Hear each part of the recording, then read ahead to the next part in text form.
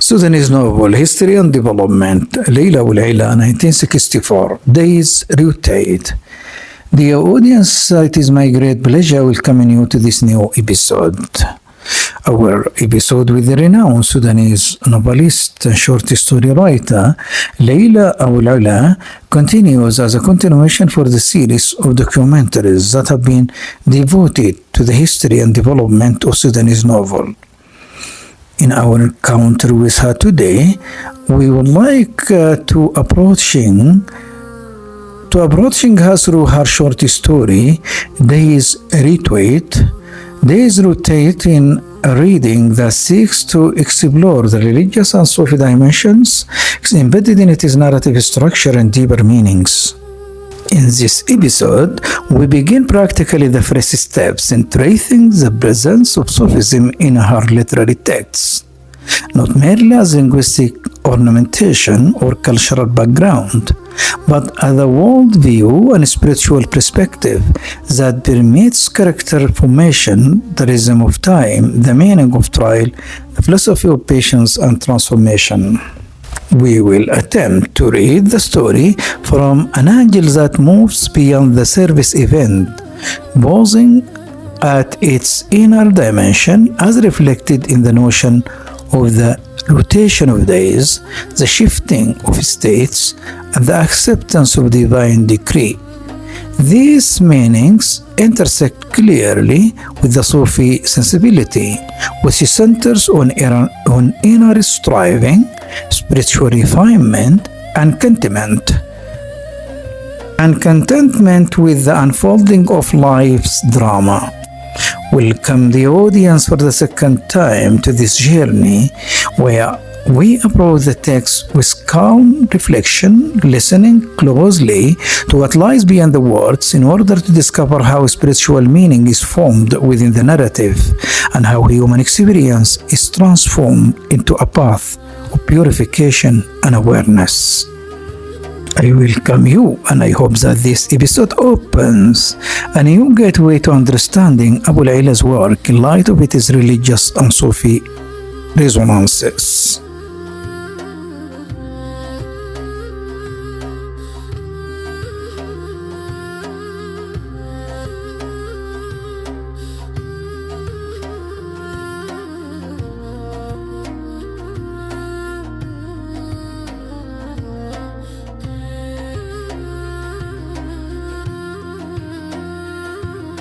Dear audience, it is my great pleasure once again welcoming you to our third encounter with the renowned Sudanese novelist and short story writer Leila Aboulela. We met her, as I told, as a continuation for the series of documentaries that have been dedicated to the development and evolution of the Sudanese novel. So we met her, and here just would like to experience the influence and the impact of religion and Sufism in her literary texts. Taken the first example, her short story, days rotate. So before we go further in our introduction and presentation to her short story, Days Rotate, I would like here the audience sharing these words from a written article by Era Mathur published on the website Tirindad Guardian, entitled Leila Aboulela, the Sufi novelist who writes between worlds. So I would like to share her views towards the writings of Aboulela and her influence with the language of religion and tasawwuf. Here her words. Faith has always been her subject, though not in the way most expect. It is not the political Islam of headlines, but the Islam of the heart, the Islam of prayer beads slipping between fingers, the quiet peace that fasting brings, and the deep spiritual yearning that echoes through her work.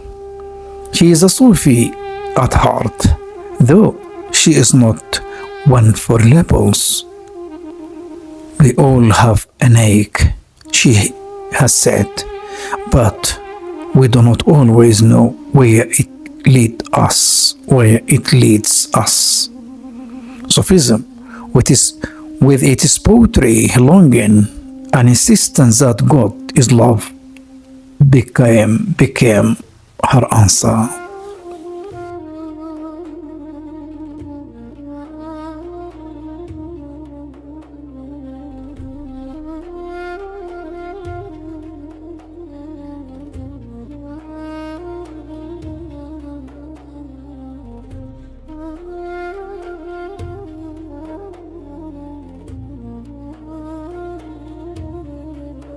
Concerning her short story and the focus of our meeting today, Days Rotate, here just I would like to share this quotation which has been attributed to her concerning this short story.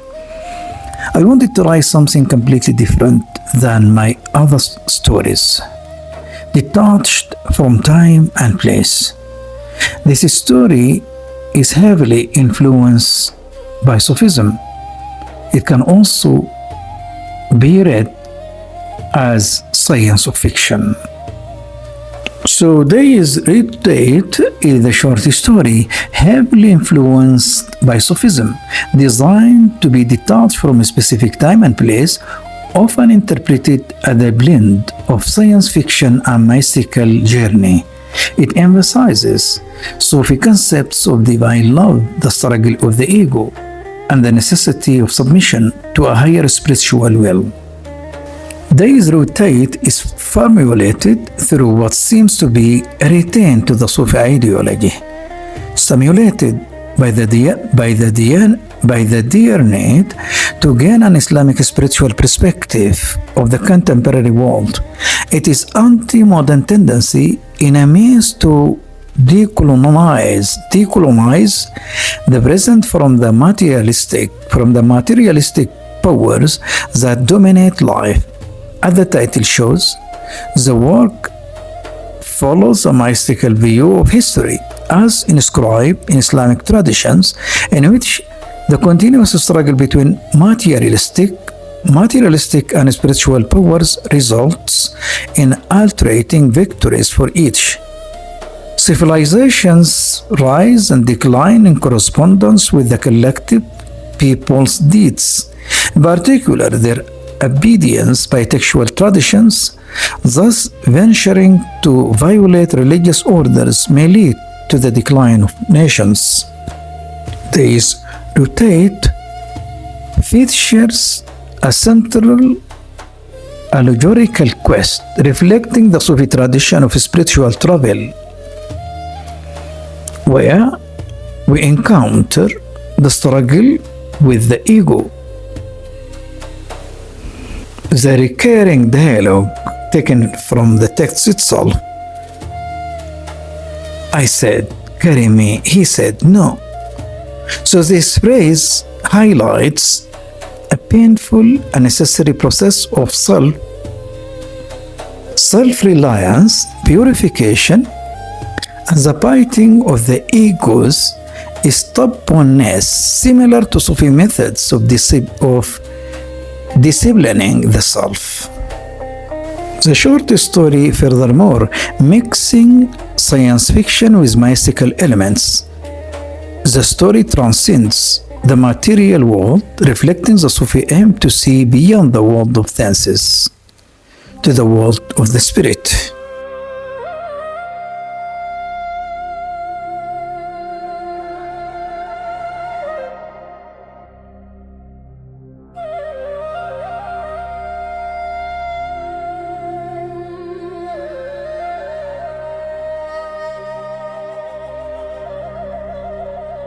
Rotate is an allegory that follows the story of a young, unnamed female narrator and her husband, who fought in the fictional Great War against the material powers as they travel in an ascending journey towards skyward destination, implying the mystic spiritual journey towards heaven.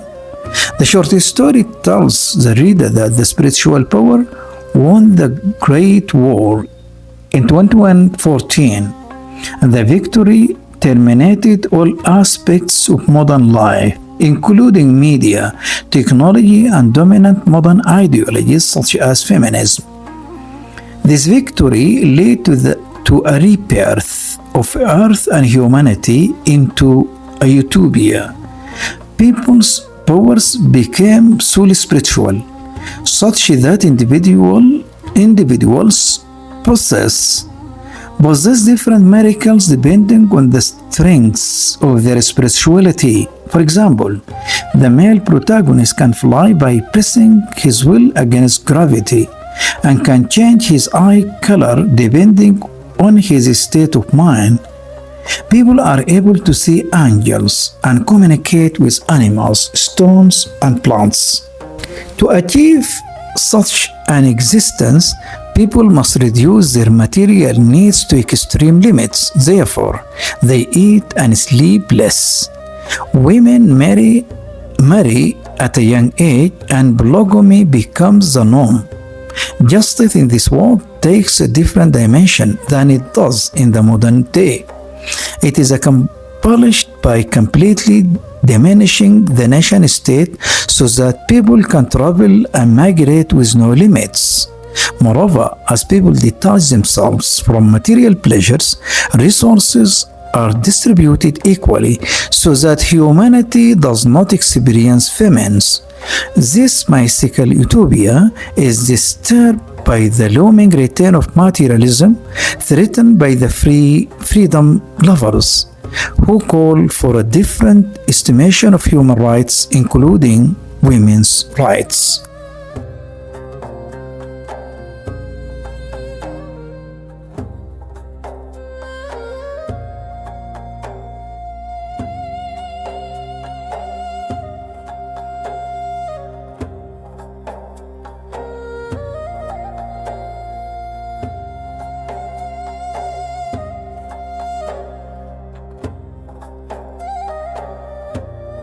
Detailed reading of Aboulaila's fiction reveals the extent to which the outer and inner aspects of Sufi religious practice are visible in her texts. So, outer and inner are two concepts in Sufism.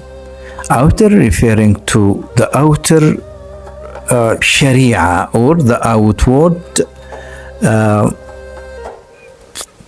part of the religion, and that is Islam, Sharia, while inner referring to the inward, and that is Haqiqa.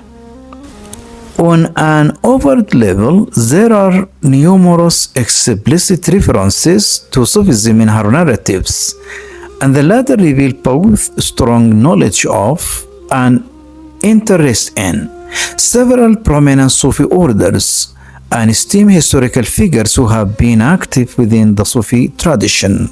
For example, in the kindness of enemies is one of her outstanding and famous, well-known masterpiece novel. So in this novel, The Kindness of Animals contains an epigraph accredited to an anonymous Sufi saint of the 20th century, and the novel itself contains a fictionalized account of the life of Imam Shamil, an important Muslim political and religious leader from the Caucasus, who was a prominent sheikh in the Sufi Naqshbandi order. Another influential sheikh from the same order, that is the Naqshbandi Sufi order, is Maulana Abdullah al-Dagestani, originally from Turkey, is mentioned in the same novel, and in Lyrics Alley, which is another famous and well-known novel to the credit of our novelist Leila Aboulela, the central protagonist called Badr is said at one point to be reading Imam al-Ghazali classic Sufi texts, the revival of sciences of religion. More influence on her writing is the translator, his ever first written novel. So in this novel, the translator contains an extract from the controversial writer Ibn Nawas, a historical figure commonly believed to have lived the final years of his life as a Sufi, and whose poetry is deeply impregnated with Sufi mysticism. In the short story, Days rotate from her color lights collection. The two main protagonists are said to listen to a diwan of Sheikh Al-Alawi, who was a Sufi sheikh active within the classic Dargawi Shadhili tradition.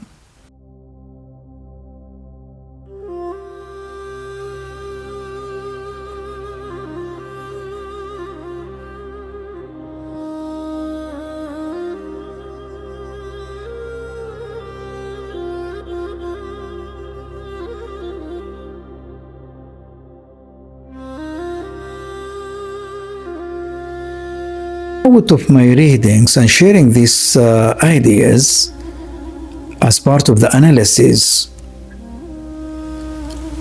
of the short story itself, there is rooted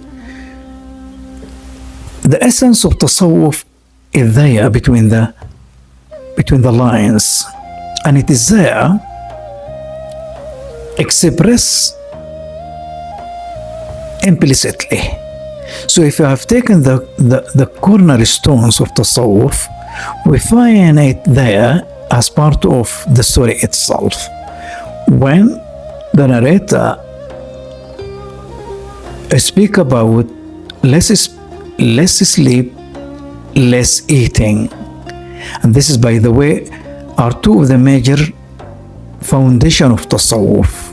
That is the observation of belittling the food, and at the same time vigilance, to observe vigilance. So these two notions is there here as part of the short story itself. This is from a side. From another side, to cross the boundaries, to overcome obstacles through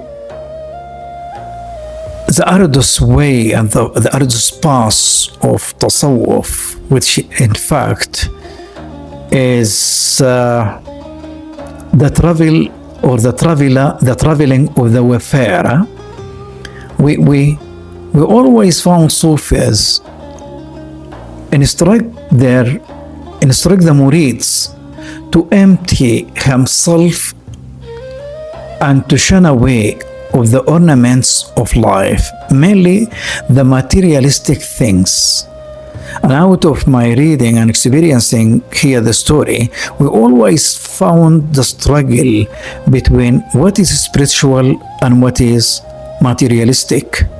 And the focus here to our short story writer Leila Aboulela, is focusing on the overcoming the materialistic world, reaching to the spiritual one. And the struggle and the conflict between the two is a continuation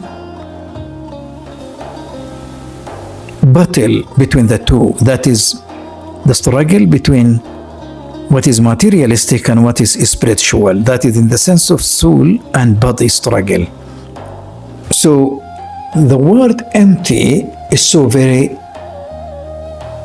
important and at the same time has very strong meaning in the text itself.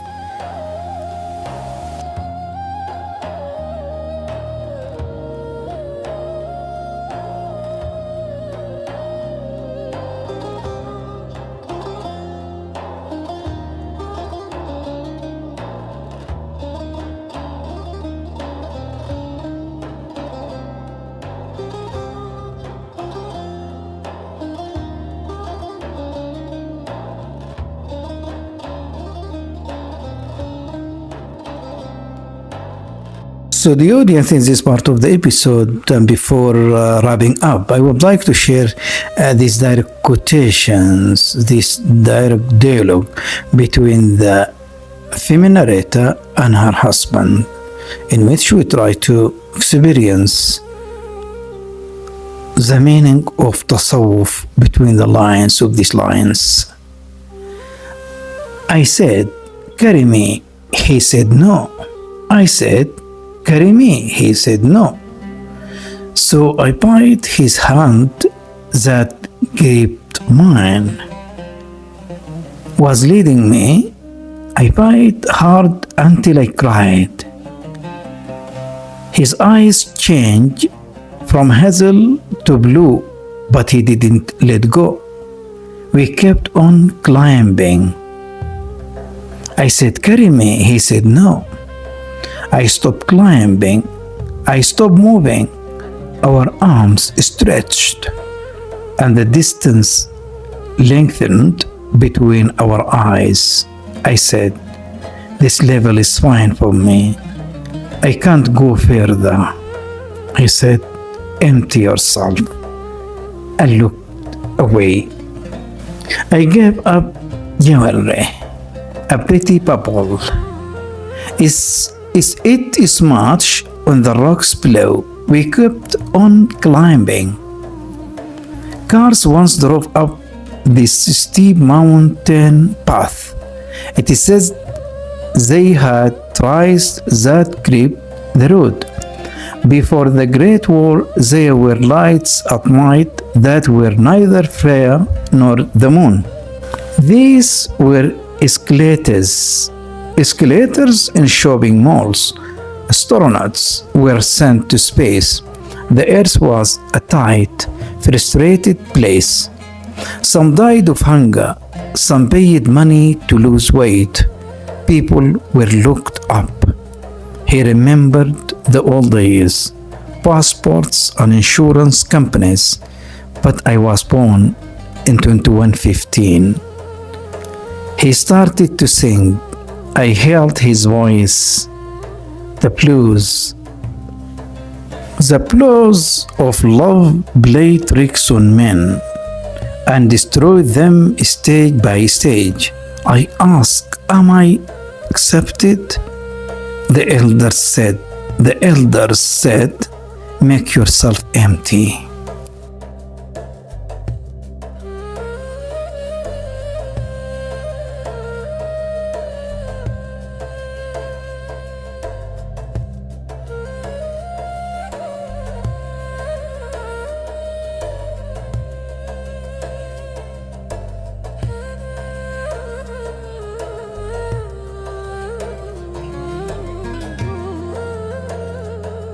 So the meaning of tasawwuf and Sufism is so present here in these lines. That is based on Sufi doctrine that the matter of ascending to the highest is relative. Individual individuals are not the same in that way. So the more individual empty himself from the ornaments and from the materialistic shackles of life, the better his ascending will be. And here we have this dialogue, and as you listen, the husband said to the female narrator, empty yourself, and looked away. That is because the female narrator informed that she reached a fine level and there has no strength to go further. In her own words, I can't go further. So the reaction from the husband said, empty yourself, and looked away. And here we have the duality. And the duality here, it may come to be taken in the form of the presence of the spiritual guide with the murid. That is the duality. And the Sufi path itself is based on this duality in the first place. So the more the murid empty himself from the materialistics and from the shackles of materialistic things in the life, the better his ascending will be. So to keep on climbing, she said, I gave up jewelry, a pretty purple. And this is, by the way, this is the dissertation of the materialistic things. So the more the individual be free from materialistic things, and these materialistic things never constitute obstacles. Not only obstacle, never constitute obsession for him. Then it is his ascending is there. His ascending to the highest, it then is easy to be taken, is easy to be realized. So if you would like to connect between the notion of empty, the phrase here used in this short story, which in fact it has very strong meaning.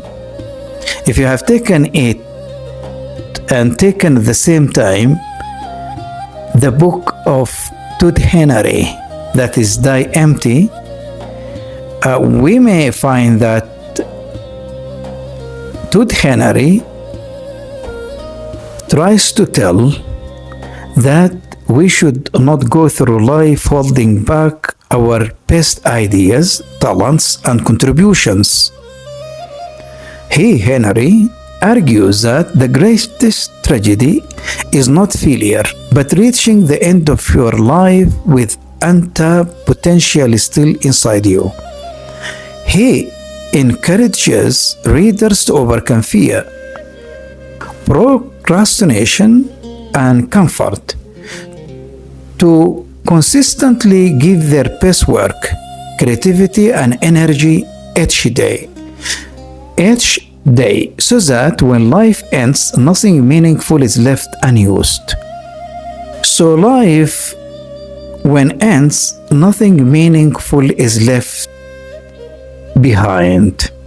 And to reach the end of life, having using up all our potential and leaving nothing behind us.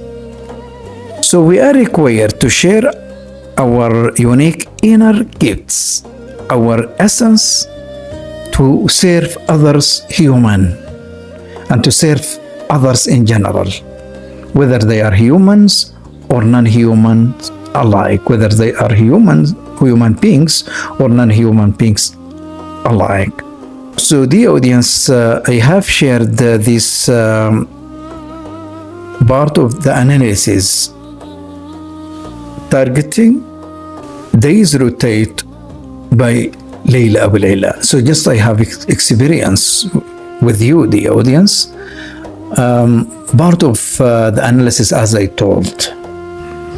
And in fact, this short story has very strong meaning,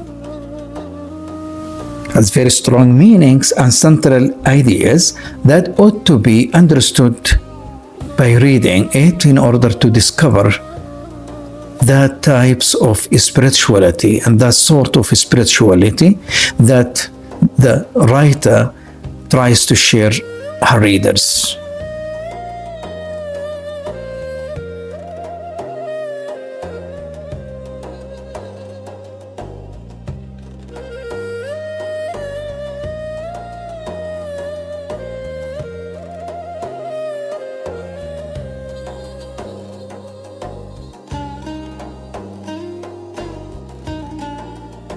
The audience, before to end the episode here, just I would like to share the sources that already have consulted to present this literary text. Days Rotate by Leila Aboulela. Era Mathur, her article published on Trinidad Guardian, Leila Aboulela, the Sufi novelist who writes between worlds. Published article available in this website. Muna Al-Amin, Spirituality and Islamic Feminism, a critical analysis of religious agency in selected literary and cinematic works. A thesis submitted in fulfillment of the requirements for the degree of Doctor of Philosophy in Postcolonial Studies, School of English, University of Kent, 2018. Another article, From the Secular to the Sacred, the Influence of Sufism on the Works of Leila Aboulela. And finally, Impact of Sufism on Arts, published book by Abdul Abdullah Saleh, Musawarat, for publication and distribution, Cairo, 2024. By this, the audience, I come to the end of the episode. Till seeing you in another episode. Assalamu alaikum wa rahmatullahi wa barakatuh.